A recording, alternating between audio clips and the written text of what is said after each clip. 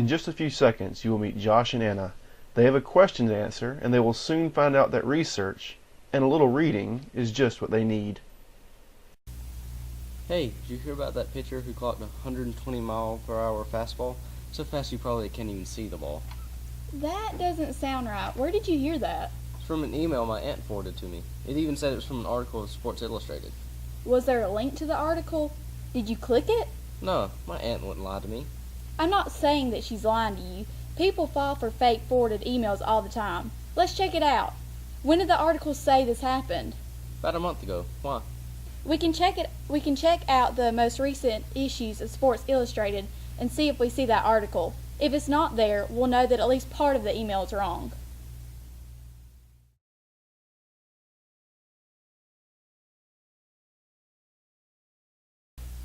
I can't believe it. There's not a single mention of that in either of these magazines. That doesn't mean it didn't happen, though. It just means that it either wasn't in Sports Illustrated or it wasn't when the email said it was. You'd think if it happened a month ago, Sports Illustrated would have written about it. I mean, 120 miles per hour is a pretty big deal. Let's see what books the library has that may help us out.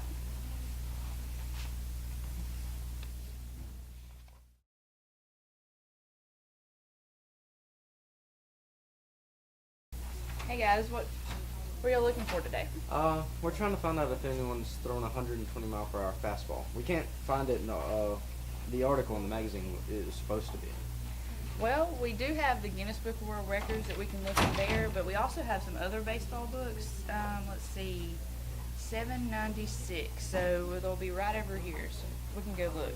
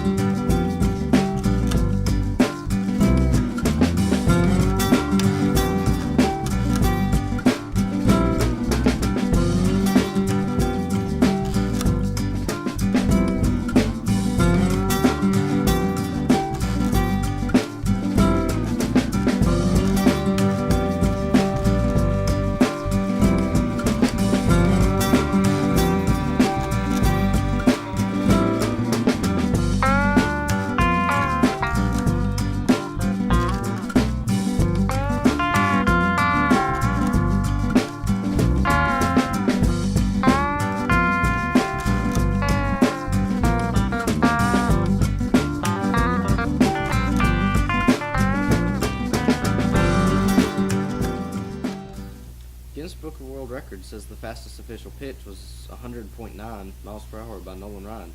It's not even close to 120. This book mentions several pitchers who have officially thrown faster than that, but all the times are in the low 100s. 120 doesn't seem right at all now. Hey, you're a pitcher, aren't you? Yeah, why? This book has an entire chapter about technique for throwing a faster and more accurate fastball. Cool. Mind if I take a look? Hey, I'm going to check out online to see if maybe this just happened too recently. Mm-hmm.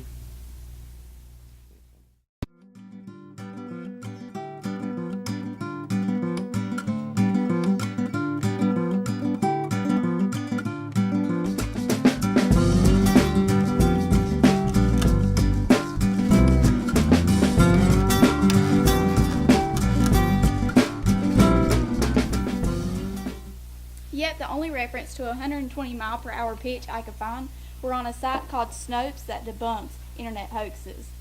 That email was a fake after all. I don't even care anymore.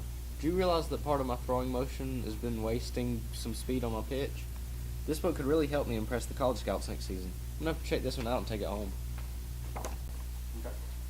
I didn't even think you knew how to open a book. I didn't think there were books like this to open. Remember, stick to reliable sources. The email forwarded by Josh's aunt turned out to be what is called an internet hoax, where people are tricked into forwarding false information. Sometimes these hoaxes are relatively harmless, like Josh's 120 mile per hour fastball. Sometimes these hoaxes can be much worse. Always double check any information from any internet source, especially if it smells fishy. If you're having trouble getting answers, ask the media specialist or your teacher. After all, that's what we're here for. Media specialists are experts on research. Feel free to take advantage of their expertise. Finally, make sure to take the time to read. Sometimes an issue may be complex and careful reading is required. Other times you may find yourself, like Josh, being entertained or fascinated by what you find, even if it's not exactly what you were looking for to start with. Without reading, there's so much you can miss out on. To help you get started, here are a few good internet resources. First, our school has access to Galileo, an excellent resource for any researcher.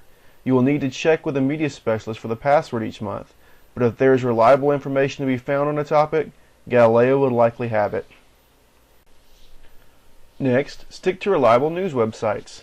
These sites make their living through accuracy, so they have an incentive to give you the best information they can. News sites are especially useful for information like Josh's that is very recent.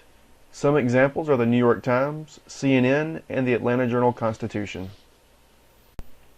Finally, there are several sites out there that focus on debunking myths, or showing which hard-to-believe stories shouldn't be believed. Snopes.com is one of the most popular and the most trusted.